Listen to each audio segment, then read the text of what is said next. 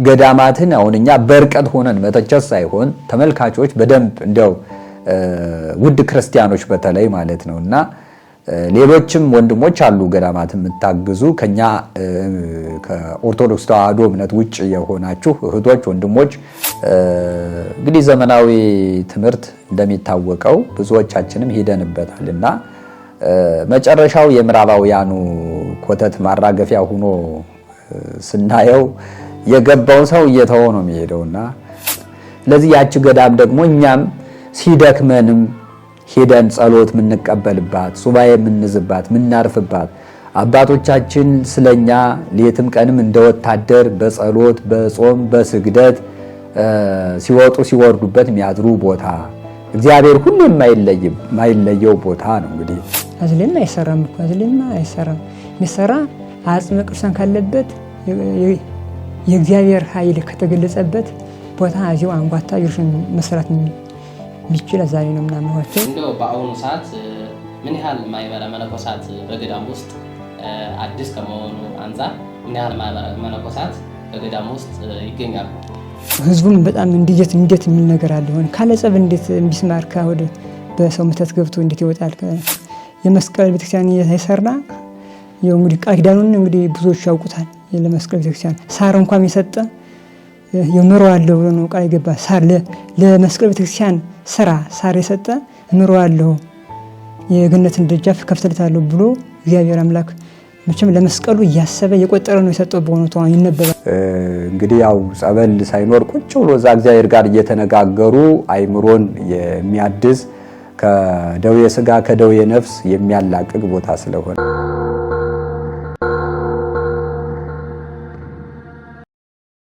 በስመ አብ ወወልድ ወመንፈስ ቅዱስ አሐዱ አምላክ አሜን። ውድ የሚስጥረ ኢትዮጵያ ሚዲያ ተመልካቾቻችን እኔ ዲያቆን ሐኪም ኢዮአስ እባላለሁ። በዚህ ቀን በሰሜን ጎጃም ሀገረ ስብከት በሰሜን አቸፈር ወረዳ ቤተ ክህነት ስር የሚገኘው የደብረ መዊ አንኳታ ቻችዬ መስቀለ ክርስቶስ አንድነት ገዳም ጉዳይ ላይ ዛሬ ሁለት እንግዶችን በዚህ ስቱዲዮ ይዤላችሁ ቀርቤያለሁ። አባቶቻችን እንኳን ደህና መጣችሁ። አሜን። እንኳን ደህና ቆያችሁ። እንግዲህ ከላይ እንደገለጽኩላችሁ ሁለት እንግዶች ይዤላችሁ ቀርቤያለሁ። የመጀመሪያ እንግዳችን የሰሎሞን መንደር የባህል ሕክምናና የምርምር ማዕከል መስራች ባለቤትና ባለሙያ የሆኑትን መምህር ሐኪም ክንፈ ሩፋኤል ፈንታሁንን እና ሁለተኛ ደግሞ የደብረ መዊ የአንኳታ ቻችዬ መስቀለ ክርስቶስ አንድነት ገዳም መስራችና አስተዳዳሪ የሆኑትን አባ ስማለ ማርያም ይዤላችሁ መጥቻለሁ። ከነሱ ጋር አብረን ቆይታ እናደርጋለን። እንግዲህ ከላይ ለመዘርዘር እንደሞከርኩት የመጀመሪያውን ጥያቄ ለአባታችን ለመምህር ሐኪም ክንፈ ሩፋኤል ፈንታሁን ስለ ገዳማቱ ዙሪያ አጠቃላይ ገለጻ ያደርጉልናል። ያ ማለትም ገዳማት ሲነሳ ብዙ ነገር አለ። በገዳማት ስም ብዙ ነገር ይደረጋል።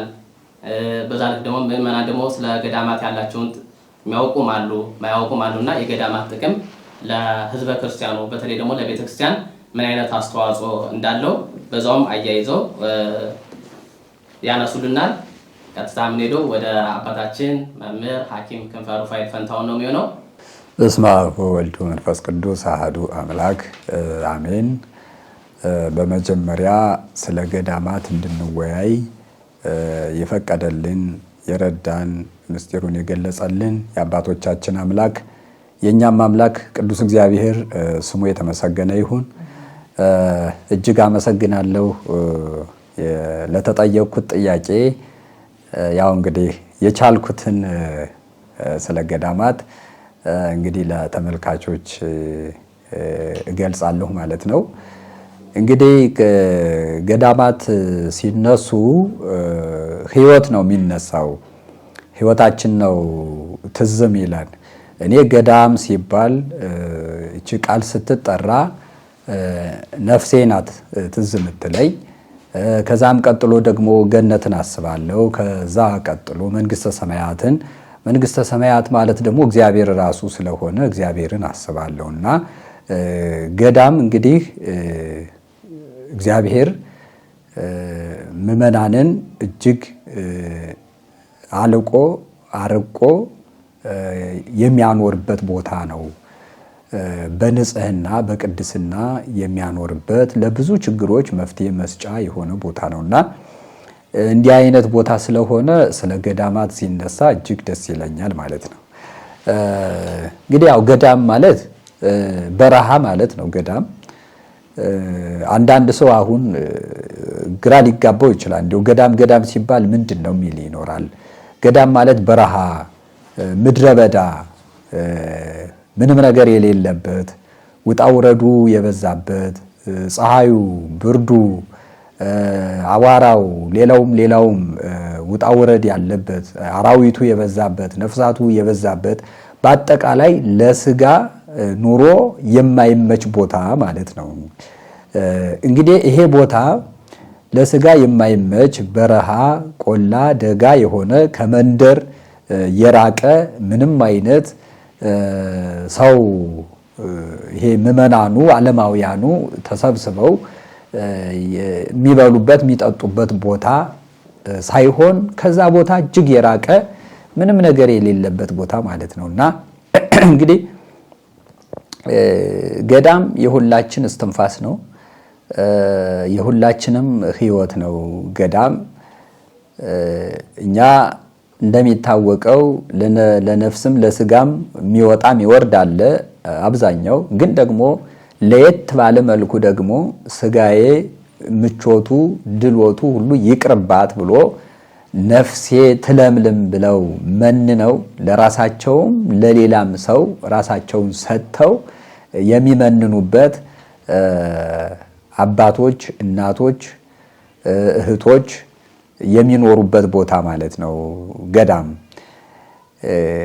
እንደሌላ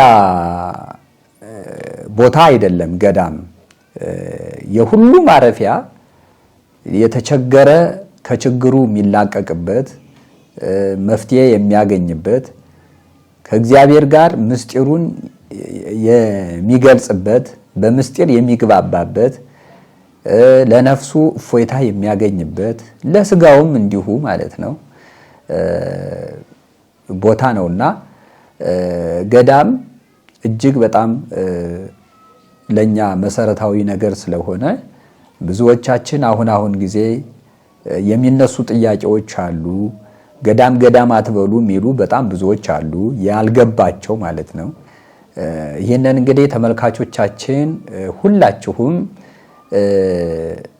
ያልገባው ብዙ ነገር ይላል፣ የገባው ደግሞ ጠጋ ብሎ ችግሩን አይቶ ያስተካክላል። ችግር ቢኖር እንኳ ጠጋ ብሎ ችግሩን ማስተካከል ወሳኝ ነገር ነው ማለት ነው። በርቀት ዝም ብሎ ባሉሽ አሉሽ እንዲያው ገዳማትን መተቸት በጣም ከባድ ነው የሚሆነው ማለት ነው። እና ገዳማት እንግዲህ ከተውናቸው ይተውናል። የኛ ናቸው እኮ ገዳማት የኛ ናቸው። እኔ ቤቴን ከተውሁት ብዙ ነገር እንደሚያጋጥመው ይታወቃል ማለት ነው። የምንኖርበትን ቤት ለአንድ ቀን እንኳን ማጽዳት ከተውን ስንት ቆሻሻ እንደሚኖር ለመቀመጥ ለመተኛት ቆሻሻ ከጠገብ ተቀምጦ ለመብላት ለመጠጣት ምን ያክል እንደሚያሳቅቅና እንደሚረብሽ ይታወቃል ማለት ነው። ስለዚህ ገዳማትን አሁን እኛ በርቀት ሆነን መተቸት ሳይሆን ተመልካቾች በደንብ እንደው ውድ ክርስቲያኖች በተለይ ማለት ነውና ሌሎችም ወንድሞች አሉ ገዳማትን የምታግዙ ከኛ ከኦርቶዶክስ ተዋሕዶ እምነት ውጭ የሆናችሁ እህቶች ወንድሞች አላችሁ የምታግዙ አውቃለሁ። ብዙ ቦታ ላይ ያገዛችሁን አላችሁ። እግዚአብሔር በእውነት እጅግ አርጌ ነው ማመሰግናችሁ። እግዚአብሔር ዋጋችሁን ይክፈልላለሁና እንደው በተለይ ግን በኦርቶዶክስ ተዋሕዶ እምነት ውስጥ ያላችሁ ውድ ክርስቲያኖች ግን እንደሚታወቀው ብዙ ነገር ነው የሚወራው።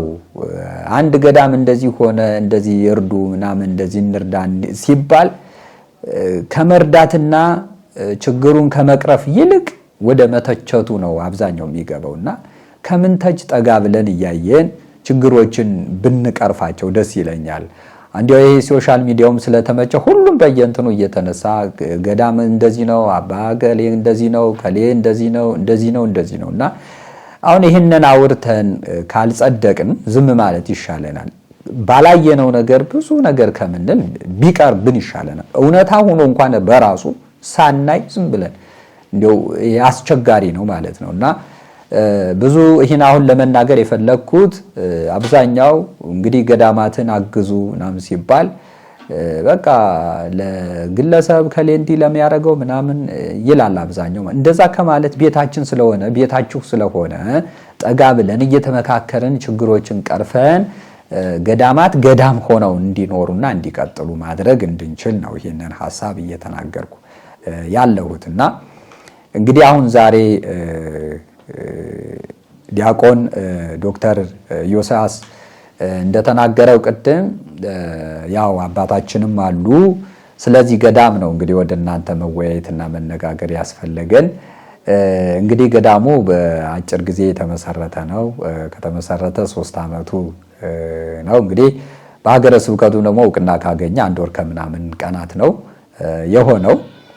ግን አመሰራረቱ ደግሞ በጣም እጅግ የሚገርም ነው። እንግዲህ እሳቸው ከጎኔ የምታዩዋቸው አባታችን የደብረማዊ አንኳታ ቻችዬ መስቀለ ክርስቶስ አንድነት ገዳም መስራችና አስተዳዳሪ ናቸው።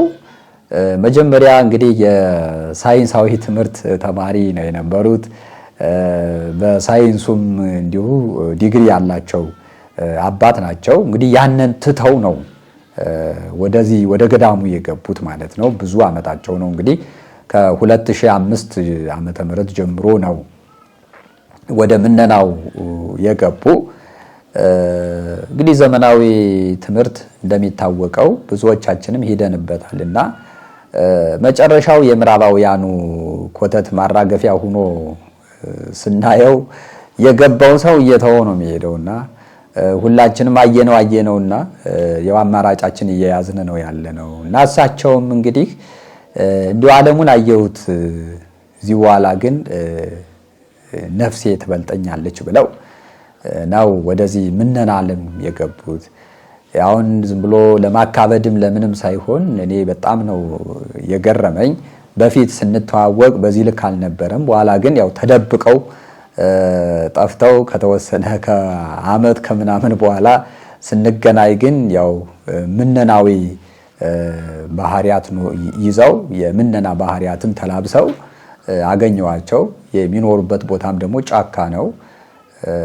እዛ በኋላ ያው ተወያየን። እንደዚህ ከሆነ እንግዲህ ወደ ገዳም መመስረት ገዳም ላይ ሌሎችንም እንደዚሁ ዓለምን ንቀው የት ሊሄድ ያሉ ነፍሳቸውን የፈለጉ መድረሻ ያጡ ማረፊያ ያጡ ወንድሞች፣ አባቶች፣ እህቶች አሉና እነሱንም እንደዚሁ ለመቀበል ለማሳረፍ ንጹህ የእግዚአብሔር ማደሪያ የሆነ ገዳም ያስፈልጋል ብለን ተነጋገርን። እንግዲህ ይህንን መሰረት አድርገው እጅግ አስደሳች የሆነ ገዳም መስርተዋል ማለት ነው።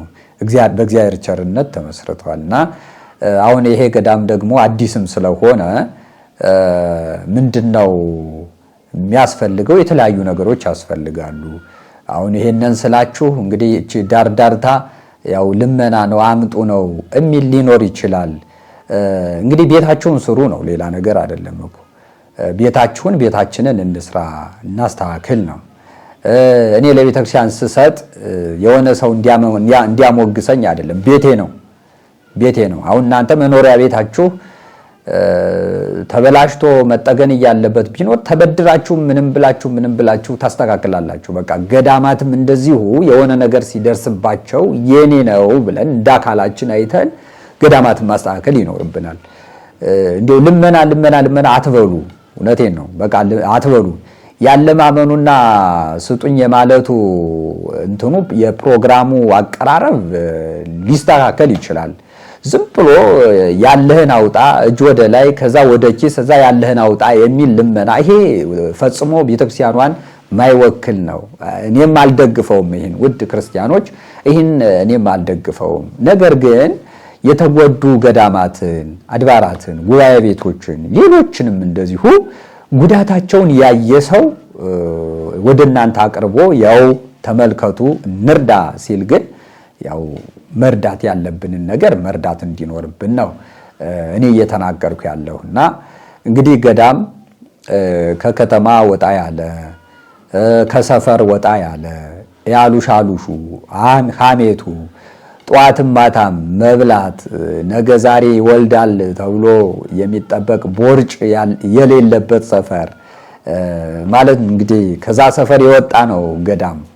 እንግዲህ የላመ የጣመ የጣፈጠ ለጥጋብ የሚሆን ምግብ የማይበላበት እንደፈለጉ እየጠጡ አልኮሉ ምኑን የማይዘለልበት የማይሰከርበት የምትገኘዋ ተቀምሳ ከእግዚአብሔር ጋር ምግቧም ከእግዚአብሔር ጋር ጨዋታዋም ከእግዚአብሔር ጋር ጸሎቱም ከእግዚአብሔር ጋር ሁሉም ነገር ከእግዚአብሔር ጋር የሆነበት ቦታ ማለት ነው ገዳም ሲባል። ምኝታውም እግዚአብሔር ጋር ሁሉም ነገር እግዚአብሔር ያለበት የተቀደሰ ንጹህ ቦታ ነው ገዳም ሲባል።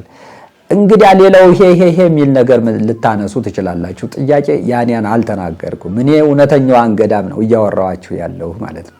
ስለዚህ ያቺ ገዳም ደግሞ እኛም ሲደክመንም ሄደን ጸሎት የምንቀበልባት ሱባኤ የምንዝባት የምናርፍባት አባቶቻችን ስለኛ ሌትም ቀንም እንደ ወታደር በጸሎት በጾም በስግደት ሲወጡ ሲወርዱበት የሚያድሩ ቦታ እግዚአብሔር ሁሉ የማይለየው ቦታ ነው። እንግዲህ በንጽህና ሲታገል የሚውል የሚያድር ሰው ያለበት ቦታ ደግሞ የተቀደሰ ቦታ ነው የታወቀ። ሌላው ቦታስ እንዴት የተቀደሰ አይደለም ወይ እንደዚህ ምትሉ ልትኖሩ ትችላላችሁ። አላልኩም፣ ያንን ነገር አላልኩም። ዞሮ ቤትም ቢሆን መኖሪያ ከተማ ያለች ቤትም ብትሆን ንጹህ ከሆነች እግዚአብሔር ያድርባታል። የተቀደሰች ቤት ነው የምትሆነው። እኔና ቤቴ እግዚአብሔርን እናመልካለን ብሏል ነብዩና ቤቱም የሚሰራባት ነገር ንጹህ የተቀደሰ ነገር ነው። እርሱም ቅዱስ የሆነ ስራ ነው የሚሰራው። በዛ ስራው ቅዱስ ሆኗል ነብዩና ቤቱም እርሱም እግዚአብሔርን ያመልካሉ። የእግዚአብሔር ቤት ሆናለች ቤቴ ብሎ የተናገረውም ለዛ ነውና ሁሉም በያለበት በንጽህና ቢኖር ቤቱ የተቀደሰ ነው።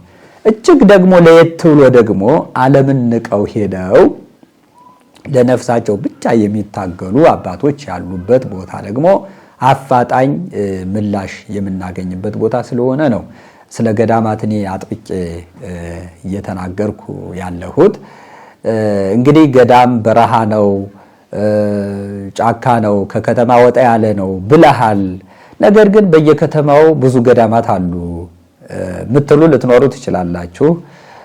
እንግዲህ እኔ እስካወቅኩት ድረስ ከተማ ውስጥ ገዳም ይቀመጥ ተብሎ የተወሰነበት የቤተ ክርስቲያን ስርዓት እኔ አይቻላቅም። ምናልባት እንግዲህ አባቶችን እንዳልጋፋ እንጂ ገዳምን የማውቀው ከከተማ የወጣ በረሃ የሆነ ራሱን የቻለ ጫካ ያለው ወይም ተራራ ውስጥ ሆኖ ውጣውረዱ የበዛ ለብቻው እዛ መንኖ ከኃጢአት ከዚህ ከምናምኑ ሁሉ የጸዳ ቦታ ማለት ነው እንጂ ድብልቅልቁ የወጣ ገዳም ነው ወይስ ምመን ነው መነኩሴ ነው ምንድነው ብለን ለመለየት የሚያስቸግረን ቦታ እንዳለ አውቃለሁኝ። በየከተማው ያለው በብዙ ከተሞች ላይ ገዳም ተብሎ ተሰይሞ አለ።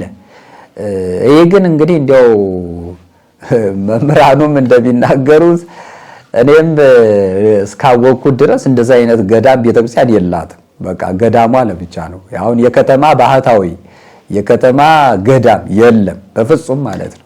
እንዲያው አለ ሚል ካለ ያው መጥቶ መነጋገር እንችላለን። በየቦታው እኔም እገኛለሁ ማለት ነውና እንግዲህ በየጫካው በየበረሃው ያሉትን ገዳማት እናግዝ ነው። ዛሬ ግን በዋናነት ለናንተ ማድረስ የፈለግነው ሰኔ 5 2018 ዓመተ ምህረት እሳቸውም እንግዲህ ከሰሜን አቸፈር ከዛ በረሃ ተነስተው ወደዚህ ወደ ምስጢረ ኢትዮጵያ ስቱዲዮ የተገኙበት ትልቁ ነገር ብዙ መነኮሳት አሉ፣ አባቶችም እናቶችም አሉ፣ ሌሎችም እንደዚሁ ይሄዳሉ። መስራት የሚችሉ አቅም ያላቸው አባቶችና እናቶች ነው ያሉት።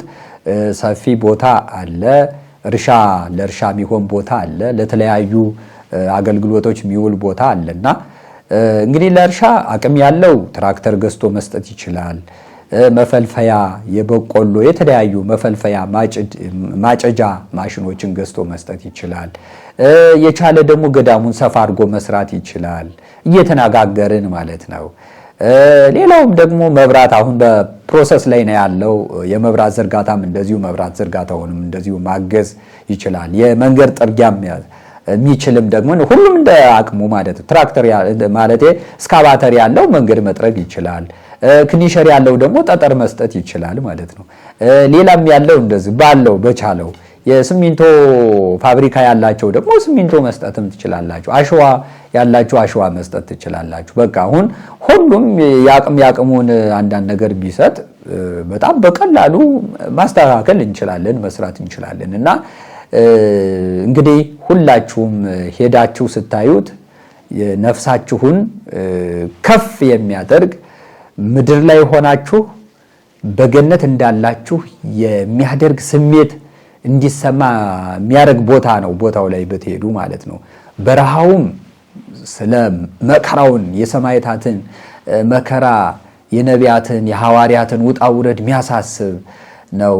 ልምላሜው ደግሞ ገነት ውስጥ ያለው ጸጋ በዛ በረሃ ወጦ ወርዶ እንደገና ደግሞ ገነት የተባለችዋን ቦታ ያችን ለምለም ቦታ ደግሞ እንዴት ማግኘት እንደሚቻል ሁሉንም እዛ የምናገኝበትና የምናይበት ቦታ ስለሆነ በዚህ ልክ ማገዝ እንድንችል ነው።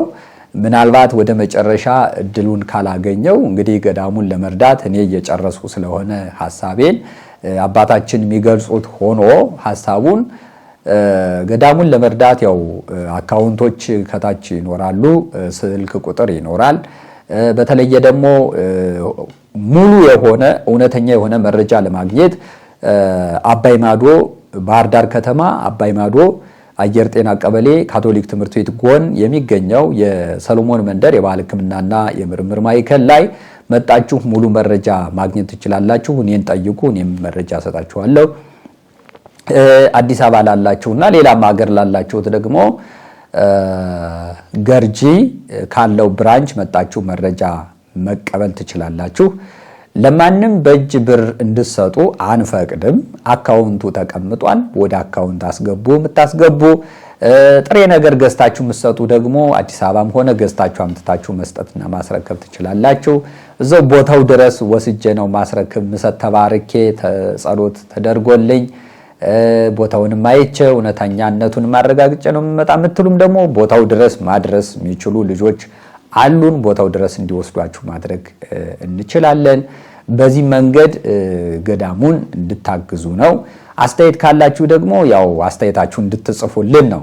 እንዲህ ብታደርጉ ጥሩ ነው የምትሉ ካላችሁ፣ ያጠፋ ነው ካለም ደግሞ ጥፋታችንም ንገሩን። አይከፋንም፣ አናኮርፍም። እናስተካክለው እናስተካክላለን። ጥሩ ጎኑን ደግሞ እናስቀጥላለን።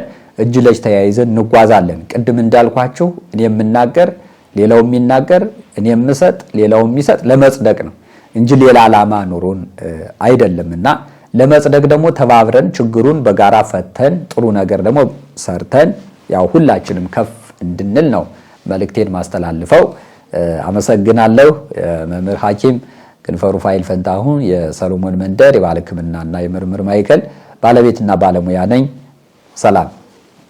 እሺ አባታችን መምህር ሐኪም ክንፈ ሩፋኤል ፈንታሁን ለሰጡን ሐሳብ ቃለ ምዕዳን ከልብ እናመሰግናለን። ከዚህ ቀጥዬ እንግዲህ የማቀርብላችሁ ወደ ሁለተኛ እንግዳችን የቻችየ አንኳታ መስቀለ ክርስቶስ አንድነት ገዳም አስተዳዳሪና መስራች የሆኑት አባ ስማለ ማርያም ይሆናሉና እሳቸው ጋር ደግሞ ቆይታ የሚኖረን ስለ ገዳሙ እንዴት እንደተመሰረተና አጠቃላይ ጥያቄዎችን እያስገባን ምንቀጥልናቸው ይሆናል። እንደው አባታችን እንኳን ደህና ቆያችሁኝ። እንኳን ደህና ቆያችሁ ነው።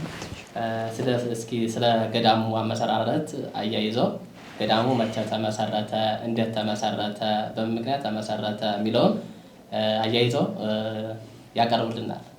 በስመ አብ ወወልድ ወመንፈስ ቅዱስ አሐዱ አምላክ። የተከበራችሁ ወንድሞች አባቶች እንዴት ተሰነበታችሁ? እንዴት ሳላችሁን? ያው የገዳሙ አመሰራረት ድሮ ቤተክርስቲያን ከተራራው ላይ የሰማዕቱ ቅዱስ ጊዮርጊስ ቤተክርስቲያን ነበረች እና በአንዲት ርጉዝ ሴት ምክንያት ያው ተንሸራቶም ተንኳቶ እንደወረደ አባቶች ያስረዱናል። ከዚያም ጠፍቶ ያው ለብዙ ጊዜ ቆይቶ በ2005 ዓመተ ምህረት እዛ ቦታ እንትን ብለን በ2006 ዓመተ ምህረት የሰማዕቱ ቅዱስ ጊዮርጊስ ቤተክርስቲያን ተሰራች። ከዚያ ከዛ በፊት እኔ በጉባኤ ነው የነበርኩኝ ከመምህር ጋር የምንታወቅም በጉባኤ ነው እና ወደ የንታ ያሬድ ቅኔ ለመማር ሄድኩኝ። እዛ ስሄድ ያው ቅኔ መቁጠር ስጀምር የሆነ አመመኝና የራሴ ላይ በጣም ትልቅ ህመም ተከሰተብኝ። የንታ ለህን ነው በቃ ጸበል ይፍቀዱልኝ ብዬ የንታ ያሬድን አስፈቀዱ። ወደ አንዳሳ ሄድኩኝ። ከአንዳሳ እዛ ወደዚህ ቦታ አላውቅም ነበረ። እየጠየቁ አንኳታ ጊዮርጊስ ወዴት ነው ያለ አሳዩኝ አልኩኝ። ሄድኩኝ እና እዛ ሂጄ ያው አሳጁኝ። እዛ ሲሄድ ያው ቤተክርስቲያን ሊሰሩ የሆነ ቦታ ላይ አንኳታን ሳይሆን የላ ቦታ ላይ ሊሰሩ ተሰባስበው አገኘኋቸው። ምን መሆናችሁ ነው እዚህ ተቀምጣችኋል ስላቸው ቤተክርስቲያን ልንሰራ ብለን አወል ያዘለኝ። አዝለኝማ አይሰራም እኮ አዝለኝማ አይሰራም። የሚሰራ አጽመ ቅዱሳን ካለበት የእግዚአብሔር ኃይል ከተገለጸበት ቦታ እዚሁ አንኳታ ይርሽን መስራት የሚችል ዛሬ ነው ምናምንዋቸው። የለው ከሁለት ተከፈሉና አንደኛው ቡድን አንደኛው ህዝብ ወደዚህ ወደ አንኳታ ይርስ መጥቶ አንኳታ ቅዱስ ተሰራ ማለት ነው። በ2006 ገባ። አዛቸው ይሄን ከሰራን በኋላ ደግሞ ለገዳማት ተብሎ መቃረቢያ ሰራን። ከላይ መቃረቢያ ስንሰራ አንዳንድ እንትን ክርክር ገጠመን። ዝራ ቆየ። በ2015 መስቀለ ክርስቶስ ታቦት አስገብተን ተቀደሰ። አሁን 3 አመቱ ማለት ነው ከተቀደሰ። ዝራ በአባታችን በአቡነ አብርሃም በኩል ተፈቅዶልን አሁን የእውቅና ተሰጥቷል። ተሰጥቶ አሁን በዛ በኩል እቺ አባቶች መምህር ክንፈ ሩፋኤልም የኔ ወንድሞች ናቸው። አሁን ቀደም ታውቃለን። እነሱ ያግዙናል። እስኪ እንደው የገዳማት ከማህበሩ ወይም ከመንገው አንድ እርምጃ ቀድሞ የተገኘ ፍጥረት የሚገኝበት ነው በማለት ያግዙናል ብለን መጥተናል። እነሱም እያስተባበሩ ነው። የገዳማ መስራት እንደዚህ ነው። እንደዚህ መስላል ማለት ነው። ትንቢትም እንዳለ አባቶች ኖርናል። ያን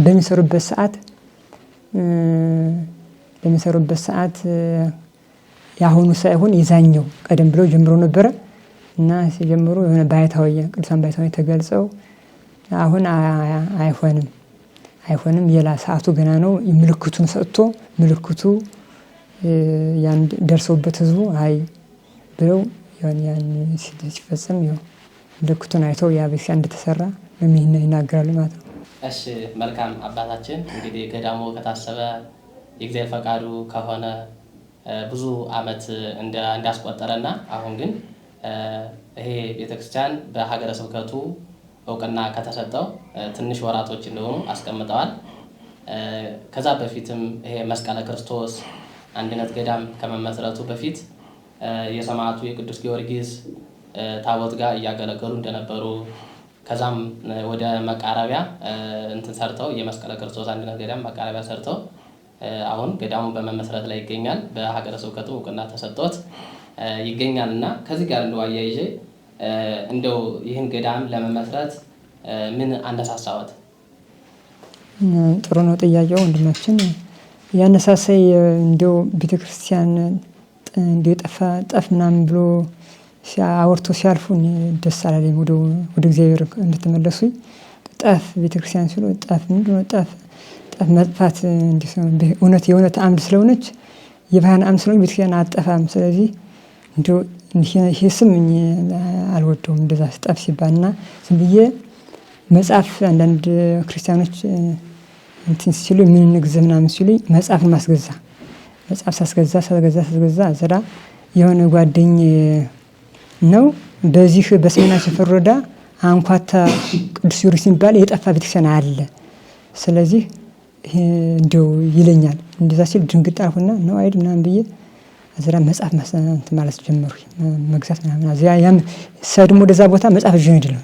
ምክንያቱም አሁን ትንሽ አሳማኝ ነገር ታላገኙ ሸይሉን ብዬ መጽሐፉን መጥቷል፣ ፈቃዱም ደርሷል እንግዲህ ምናምን ብዬ ወደ ህዝቡን አሳመንኋቸው። እዛ እንደዚህ ከሆነማ የምልክቱም የሆነው እንስራው ብለው እንትን አሉ እና ሰው ሰምቼ ነው የጠፋ ቤተክርስቲያን አለ ብለው ነግረውኝ ነው በዚያ የተዘጋጀው ማለት ነው። መልካም ያው የአባቶች ትንቢት እንደሆነ ብዙ ማስረጃም እንዳለ ነግረውነን የእግዚአብሔር ፈቃዱ እንደሆነ በዛ ልክ ማስረድተውና እንደው በአሁኑ ሰዓት ምን ያህል ማህበረ መነኮሳት በገዳም ውስጥ አዲስ ከመሆኑ አንፃር ምን ያህል ማህበረ መነኮሳት በገዳም ውስጥ ይገኛሉ? ያው መነኮሳት ያው አንድ 10 እንሆን ይሆናል። ያው እውቅናም ባለመኖሩ ምክንያት እውቅና የለውም እና ቢያባሩን እያሉ እውቅናውን እየጠየቁ ብዙዎች ሸሽተዋል። ምግቡም ቢሆን ያው ኮቸሮ የተገዛ ከሁለት ሰዎች ነው እንግዲህ የምንቀበል አሰበ ፍቁራት ያችን የሰበሰብንን ኮቸሮ ነው እስካሁን ድረስ ገዳሙ የሚጠቀመው። በማህበር በታክስ ሌላ ሰዎች ምናምን የሚል ያን ነገር ሲተረፍ ያን ኮቸሮ አመጡ ይሽጡልናል ወይ መደኛ እንገዛቸዋለን። ያችንን በዛሽ ነው ሆነ የምንኖረኛ ማለት ነው። በዚህ በኩል ነው ያው የአባቶችና የእናቶች አንድነት። አዎ ቁጥራቸው ያው 10 ነው ያለን ወንዶች 4 ነን፣ ሴቶች ደግሞ ወደ 6 ናቸው። እሺ እንግዲህ በአጭር ጊዜ ውስጥ መካነ ገዳም ውስጥ ያለ ጸበል ብዙ ተአምር እየሰማን እንገኛለንና እንዴት ነው? ስለዚህ ነገርስ ምን ይላሉ? በተለይ ደግሞ ፈውሱ፣ አገልግሎቱ፣ የቦታው በረከትነት ቃል ኪዳኑ ምን ይመስላል? ከዚህ ጋር አያይዞም ደግሞ የገዳሙ በተለይ ደግሞ ከላይ ሲያነሱ በኮቸሮ እየበሉ ያው የገዳማት ምግብ እሱ እንደሆነና አሁን ግን ገዳሙ በምን መተዳደሪያ እየተዳደረ እንደሆነ በዛው አያይዘው እስኪ እንዳነሱልኝ ይፈልጋሉ። ያው ስለ ገዳሙ ፈውስ ገዳሙ እኛን በጠባብ ለኔ የእግዚአብሔርን ጥልቅና ሙጥቅ የሆነ ስልጣንና ኃይል ካለመረዳት አሁን ይሄ ቦታ እንደው እሸት ያለ ጸበል እንዴት ነው የሚነግስ ስል ብሎ ያለ መጡ ሲቀመጡ የኮቸሮ ምናምን መቁነ ሲመገቡ ቢያሳ አብስቷል። ይብስማር ብዙ ታምራት ያደረገው መስቀል ክርስቶስ በስልጣኑ እና በፈውሱ እንደው እሱ እግዚአብሔር በዛ አካባቢ ላለ ህብረተሰብ የመስቀሉን ክብር ሊገልጽ የፈለገ ምስላን ፈጣሪ እና ከበድላን በጣም ህዝቡም በጣም እንዴት የሚል ነገር አለ ሆነ ካለ ጸብ እንዴት ቢስማር ካወደ በሰው መተት ገብቶ እንዴት ይወጣል? መሽ ተጠጥቷል መሽ ጸበሉን ሳይጠጣ እንዴት አድርጉ እያሉ ይላሉ። እና ይሄ እግዚአብሔር ስም አልሆነ ነገር ዘይሳነው ለእግዚአብሔር ነውና እግዚአብሔር ምሳነው ነገር የለም። አሁንም እየሰራ ነው። መስቀል ክርስቶስ አሸናፊው ታምራት ያደረገ ነው እና አጠቃላይ የገዳሙን መተዳደሪያ ይኸው እንዳልኳችሁ ምንም የለም። አሁን 2 በሬ 1 በሬ 2 ላሞች የ2 በጎች አህዮች ለፋ የሚመጡት እና 3 ቀፎች ነው ያሉ። እንዳልኳችሁ ቅድም አንዳንድ ንጹሃን ምእመናን ይኸው እነዚህን ሰዎች ለኮቸሮ እንኳን እንደው መግዣ ቢሆን እያሉ 2 ምእመናን ቦርቦር ይልኩልናል 10 በኩራት። አዛውጭ እኛ አዝራ ቢርበንም ሄደው እናቶች አሉ ወደ ለምነው ወንዱ ራቅ ባለ ሀገር ለምነው መጥቶ የኮቸሮ መግዣ ይዛሉ። አዛውጭ የለም እና ይሄ ነው እንግዲህ የምታደርበት። መልካም አባታችን ስለ ገዳሙ መተዳደሪያ በተለይ ደግሞ በ2 በጎ ምእመናን አስራት በኩራትነት ገዳሙ እየታገዘ እንደሆነና አሁን ላይ ደግሞ የነካፎ በሱም እየተዳደሩ እንደሆነ ገልጸዋል።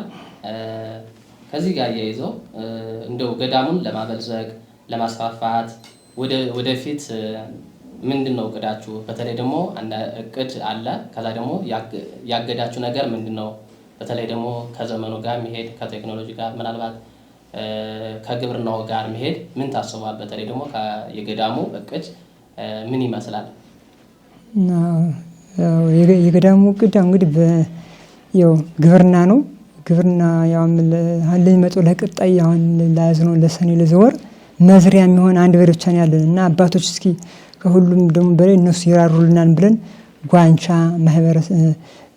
ማህበረ ሐዋርያት አውሽካን እና ጋሾላ ያሉ እናቶች ስናመልክት ነው የቆየን። ባካችሁ ትንሽ እንኳን እንደው ለጥሬ የምትሆን ምንዘራበት በሬ ስጡን እያልን አሁን እነሱም ደግሞ እንሰጣችኋለን ችግር የለውም ማህበር ሰበሰበን በማህበር አስወስነን እንሰጣችኋለን እያሉ ነው የመለሱን ቤተሰብ ማለት ነው። እና ያው ግብርና እንዳለ ነው። መብራት ቢገባልን ብዙ እንግዲህ በዘመኑ ባፈራቸው ቴክኖሎጂዎች በወፍጮ ሽመና ስራ ብዙ አይነት አሉ። እንግዲህ ማሽኖችን አስገብተን ገዳሙን እንዲቃናና እንዲነሳ የማድረግ ሀሳብ ነው ያለን እና መብራት ደግሞ መስመር ውሃ ደግሞ ያስፈልገናል። ውሃ የሩቅ ነው። በዛው ከታሮ ዝቅ ብሎ ቢቆፈር በማሽን ይወጣል ብዬ አምናለሁ። ውሃ ብቻ ነው። እሺ መልካም አባታችን፣ ቅድም ከላይ እንዳነሱልን በተለይ ቤተክርስቲያኑ አሁን በትንሽ መቃረቢያ እንዳለች፣ ነገር ግን አዲሱ ዋናው ቤተክርስቲያን ደግሞ ያው በማነጽ ላይ እንዳላችሁ ሐናጺውም እርስዎ እንደሆኑ መሐንዲስም እርስዎ እንደሆኑ አይተናልም ሰምተናልም እና አሁን ቤተክርስቲያኑ በምንድን ላይ ያለ? በዓታችሁስ ምን ይመስላል? የመነኮሳት በዓት በምንድን ነው ያሉት? ቤተክርስቲያኑ ምን ላይ ነው ያለው? በተለይ ነው ቤተክርስቲያኑ እየመሰረታችሁት ያለ እያነጻችሁት ያለ ምን ላይ ደረጃ ደርሷል? ከዚህ ጋር አያይዘው ይሄን ነገር ያነሱ። እሺ ዲያቆን ዶክተር ጥሩ ነው። አሁን ነው ወሳኝ ነገር ያቀረባችሁልን። ቤተክርስቲያኑ ያን የኛውን ችግር እሱ እግዚአብሔር እንደፈቀደ ፈልገን ሊሆን ይችላል ያወጣን። ግን ቤተክርስቲያኑ ግን አሁን ያው በቪዲዮም ላይ ይችላሉ። በእንጨት ነው፣ 4 ማዕዘን ነው። የመስቀሉን ምስጢር ያካተተ 4 ማዕዘን ነው። አሁን አውቁሞ ነው ያለ። ውሃ ልክ ያለው ምስጥ ቆርጦ ሊጥለው አንቲለዋል እና በዚህ ብቻ ተዘነና እንደው እውነቴን ነው። ቤተክርስቲያኑን አንዱ የሚያግዝ ምእመን ቢያግዝና ቢሰራው ለሱ የመስቀል ቤተክርስቲያን የሰራ ያው እንግዲህ ቃል ኪዳኑን እንግዲህ ብዙዎች ያውቁታል። ለመስቀል ቤተክርስቲያን ሳር እንኳን የሰጠ የምሮዋለሁ ብሎ ነው ቃል የገባ። ሳር ለመስቀል ቤተክርስቲያን ስራ ሳር የሰጠ እምሮዋለሁ የገነትን ደጃፍ ከፍተልታለሁ ብሎ እግዚአብሔር አምላክ መቼም ለመስቀሉ እያሰበ የቆጠረ ነው የሰጠው። በእውነቱ ይነበባል ቃል ኪዳኑ እና የመስቀሉ ቤተክርስቲያን አሁን ቆሞ ነው ያለ። እኛም እዛ ሄደው ያመጣሉ ለሚስማር መግዣ ይሆናል። አሁን ደግሞ ሄደው ያመጣሉ የማገር መግዣ ይሆናል። አሁን ሲሚንቶ ግን አይደፈርም። በእኛ ኃይል እንትን አይደለም። ሲሚንቶ ያሌሎች ይፋልክ ምናምን የሚሰሩበት እንትኖች በጣም እኛ አቅማችን ብለ ስለሆኑ እንዲያው ይሄንን የተወደዳችሁ ክርስቶስን የምትከተሉ የምትወዱ ምእመናን መስቀሉን ስሩልን። ያንን እንግዲህ ደስ እንዳላችሁ ታግዙናላችሁ። የገዳሙ ለእናንተ ነው። ቅድም እንዳልኩትኝ ከማህበሩ ወይም ከመንጋው አንድ እርምጃ ቀድሞ ለተገኙ ምእመናን መኖሪያ ነው። አብነት ናችሁ፣ ቅዱሳን ናችሁ መነኮሳት። ያች ቤተክርስቲያኑን ግን ምንም በላይ መጥታችሁ አይታችሁ ማገዝ ብትችሉ ደስ ይለናል። ቤተክርስቲያኑ ላይ ነው ትኩረት እንታረጉ የምንፈልገው እና እንደ በዛ ልክ ነው እኛ። እሺ መብራቱ ያው ከዋናው ቅድም ሲያጫውቱ እንደነበረ ብዙም እንደማይርቅ ከአስፋልቱም ከመስመሩም 7 ደቂቃ በእግር እንደሚርቅ ነው ያስረዱና እና እንግዲህ እግዚአብሔር የወደዳቸው የመረጣቸው በአስራታቸው በኩራታቸው በተለይ ደግሞ ሁለቱ ወንድሞች በባህር ዳር ባንክ ላይ የሚሰሩ በአስራት በኩራት እያገለገሉ ይገኛሉና እዚህ ጋር ተያይዞ ደግሞ ይህንን ገዳም የሚያዩ የሚመለከቱ በጎ ምእመናን ክርስቲያን አሉና ምናልባት ማገዝ የሚፈልጉ እንዴት ማገዝ እንደሚችሉ እንዴት እናንተንም ማግኘት እንደሚችሉ ማገዝ የሚችሉ ምእመናን ያው ምንም ሰዓቱ እንትን ቢልም ወደ ገዳም ስትሄድ ያው ለራስ ለመከራ አዘጋጅ ነው። ለኛ ብቻ ማይልህ ትእዛዝ ለነሱ ሁሉ ነው እና ያን ሁሉ ወጣ ወረድ አልፈው ቀራንዮ ላይ ወጥተው ለእግዚአብሔር በዮሐንስ አንጻር ቆመው ለእግዚአብሔር ደግሞ ያው ታማኝ ሆነው ቢገኙ ቢያግዙን ባለው ነገር ቢያግዙን እኛ ደስ ይለናል። የውሃ ነው እንደነገርኳችሁ፣ መብራት ነው፣ መንገድ ነው። አዘዳ ራሳችን ራሳችን የገዳሙ የራሱ ይመቁነን ምግቡን ራሱ የሚችልበት ነገር ምእመናንና ባለተስፋዎች ብታግዙን ነው። አካውንት ያው እንድንከፍት ታዘን ያው ከፍተናል። በአቤ ባንክና ንግድ ባንክ እናንተ የምትገጹላችሁ ይሆናል። አካውንቱን ከፍተናል። ካለዛ አይሆንም ብሎ እሺ አባታችን እግዚአብሔር ይስጥልን። እንግዲህ ገዳሙን ማገዝ የምትፈልጉ በጎ እግዚአብሔር የመረጣችሁ ምእመናን ምናልባት አባይ ባንክ በገዳሙ ስም ወጥቶለት ከዚህ ስር እናስቀምጥላችኋለን። እንደዚሁም ንግድ ባንክም አለ። ስልክ ቁጥርም የገዳሙን እናስቀምጣለን። በሱ ማግኘት ትችላላችሁ። በዚህ በኩልም ማገዝ ትችላላችሁ። ከዚህ በተጨማሪም ደግሞ አባታችን መምህር ሐኪም ክንፈ ሩፋኤል ፈንታሁን ቅድም ባስቀመጡልን አድራሻና መልእክት መሰረት ገዳሙንም የቤተክርስቲያን ግዴታችንን መወጣት እንችላለን። እንደው መጨረሻ ላይ ምናልባት አባታችን መጨረሻ ሐሳብ አስተያየት የሚሰጡት ካለ? እሺ፣ አመሰግናለሁ። ያው አስተያየት የምሰጠው ያው ለሁሉም በዓለም ላሉ የእግዚአብሔርን ልጅ ኢየሱስ ክርስቶስን ለተከተሉ ለድንግል ማርያም ልጅ ኢየሱስ ክርስቶስን ለተከተሉ ሁሉ አሁን ቆም ብለው ማሰብ አለባቸው። የሚያስቡት ምንድነው? የመጨረሻው ሰዓት እንደሆነ አስበው ወደ እግዚአብሔር መንገድ ገብተው ነፍሳቸውን ማትረፍ አለባቸው ዋናው እና ይህ ነው። ወንድማችን ክንፈ ሩፋኤል መምህር ይዋ ቅድም እናንታወቃለን የእግዚአብሔር ሰው ናቸው የነበሩ፣ አሁንም የእግዚአብሔር ሰው ናቸው። እነሱን ለኢትዮጵያ እንደዚህ ባለ ስራ ወክሎ ላሳየን ለአምላካችን ለኢየሱስ ክርስቶስ ክብር ምስጋና ይድረሰው። በእውነቱ እነሱ እነዚያ ተማርን ያሉት እነዛ ውጭ ሀገር ያሉት ፈረንጆች በጠባቸው ቀመመው ያርጉትን ደግሞ እኛ ደግሞ በእናንተ እንትን አንልም እኛም የኢትዮጵያ ልጆች ነን ብለው በራሳቸው በባህላዊ መንገድ ከእንትኖች መድኃኒቶች እየቀመሙ ለሕዝብ እየፈወሱ እያዳኑ ይገኛሉ። ይህ መመረጥ ነው። ብዙዎች ከሐዋርያት ሁሉ ሐኪሞች ነበሩ ብዙዎች እና የእነሱም ስራ በእውነቱ እግዚአብሔር አምላክ ይብቃ የባረከው ስራ ነው። አሁንም ቢሆን እግዚአብሔር ክብር ይስጥልን ነው የምንለው። አንዳንድ ሰዎች አላችሁ ይህ የእግዚአብሔር ስራ እንዲገለጽ የእነሱም ትሩፋት እንዲሆን ነው እንጂ አሁን ሌላ ስራ ከፍተው እነሱ መኖር አያቅታቸው፣ ግን ያለውን ነባራዊ ሁኔታ አጥንተው በዚህ መናፍስ በበዙበት ደዌ የበዛበት የሀገሬን የኢትዮጵያን ሕዝቤን ልጥቀም ብለው ነው በዚህ ስራ ገብተው አሁን ሕዝቡን በጣም እያገለግሉ ያሉ እና ሊበረታቱም ያላቸውን ደግሞ እነሱም ችግር ይኖርባቸዋል። የእነዛን ችግር ደግሞ የመንግስት አካላትም ሊፈታ ይችላል በእውነቱ። ምክንያቱም ረዳት የሆስፒታል ረዳት የብዙ የጤና ተቋም ረዳት ነው የቆሙ እነሱ እና እነሱም የእነሱም እንትን ድርጅት በእውነቱ ከመንግስት የጠየቁት ጥያቄ ሊፈታላቸው ይገባ። ማለትም ከኃይሎች ሁሉ ለየት ይላሉ እነሱ ድርጅት የእግዚአብሔርን ኃይል ጥግ ያደረገ ድርጅት ነው። በጸሎት ነው ያለ ማለት ነው። በጸሎት ነው ሁሉ ነገር በእግዚአብሔር ጥግ አድርጎ ነው እግዚአብሔር ፈውስልኝ በሉ በራሳቸው ስልጣንና እንትን ተመክተው የሚሰሩት ስራ አይደለም። በእግዚአብሔር አምነውና እግዚአብሔርን ጥግ አድርገው ስለሆነ ማንኛውም ህዝበ ክርስቲያን ያው እነዚህን አባቶች ሊያበረታታቸውና ያለውን ደግሞ የነሱን የሚከሰውን ችግር ደግሞ መፍታት አለበት ነው። ጨርሻለሁ። መልካም አባታችን እግዚአብሔር ያክብርልን። እንደው አባታችን መምህር ሐኪም ክንፈ ሩፋኤል መጨረሻ ላይ መናገር የሚፈልጉት አስተያየት ካለ ድሉን ለእናንተ እንስጥ። አመሰግናለሁ ዲያቆን ዶክተር ዮሐስ እንዲሁም ደግሞ አባታችን አባ ስማል ማርያም የደብረማዊ እንቋጣ ቻችዬ መስቀለ ክርስቶስ አንድነት ገዳም አስተዳዳሪ። እንግዲህ እኔ የመጨረሻ ሐሳቤ እና አስተያየቴ የተናገርናቸውን ነገሮች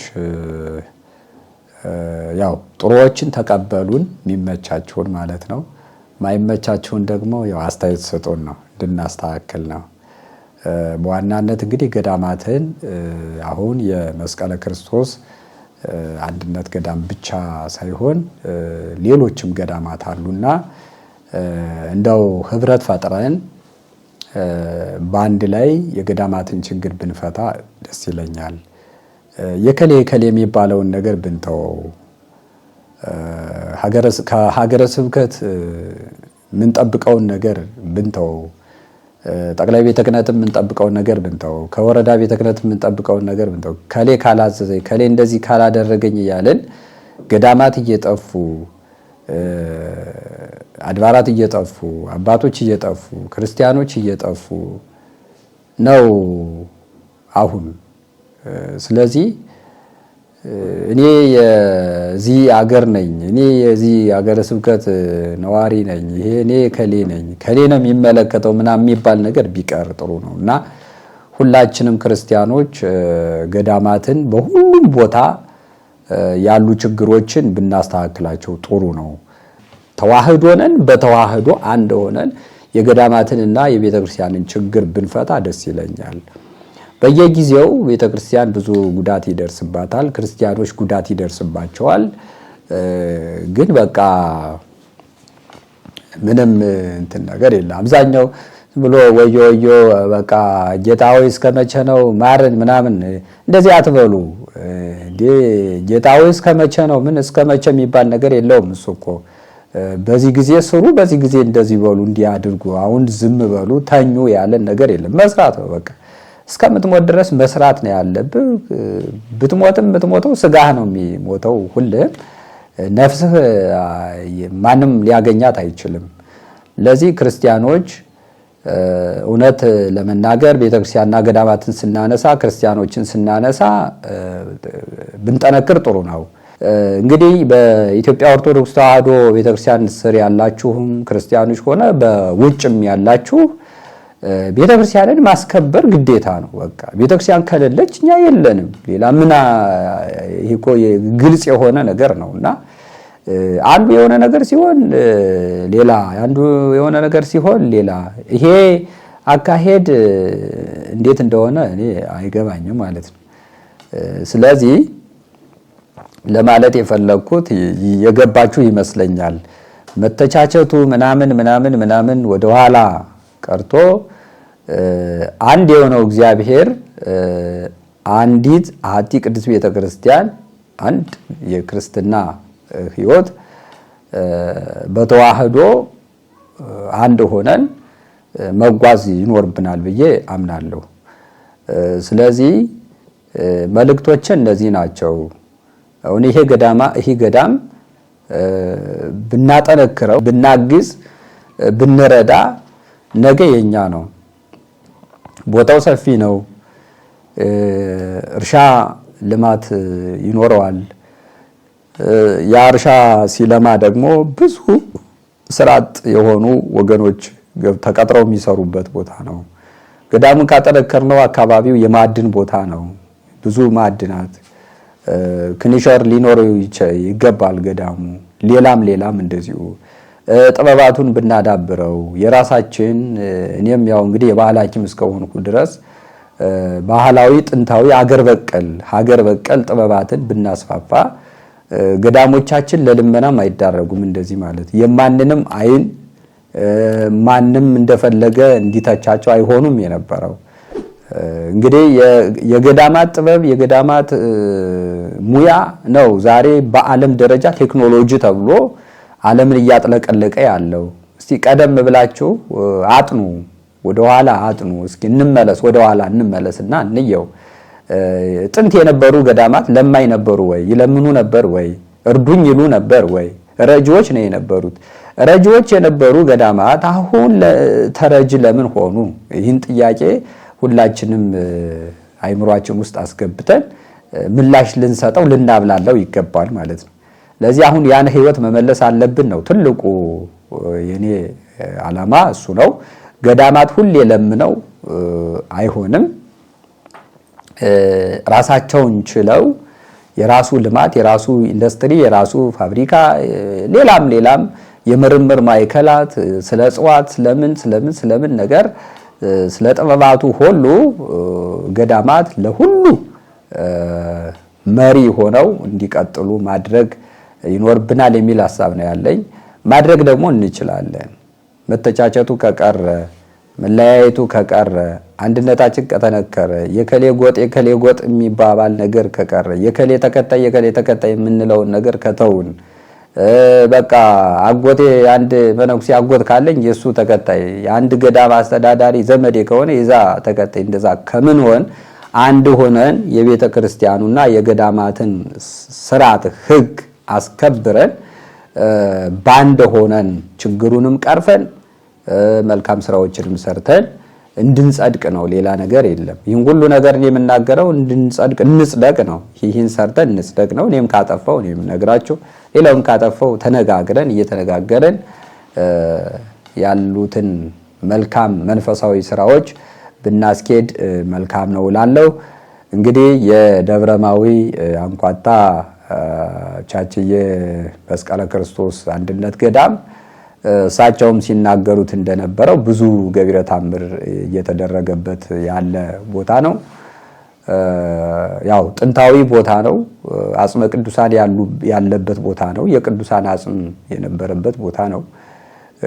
እንግዲህ ያው ጸበል ሳይኖር ቁጭ ብሎ እዛ እግዚአብሔር ጋር እየተነጋገሩ አይምሮን የሚያድስ ከደዌ ስጋ ከደዌ ነፍስ የሚያላቅቅ ቦታ ስለሆነ የቻለ ሰው እዛም ሂዶ ጸሎት አድርጎ ሱባኤ ገብቶ ተፈውሶ እንዲመጣ ጥሪያችን ነው፣ እንድትመጡ ማለት ነው።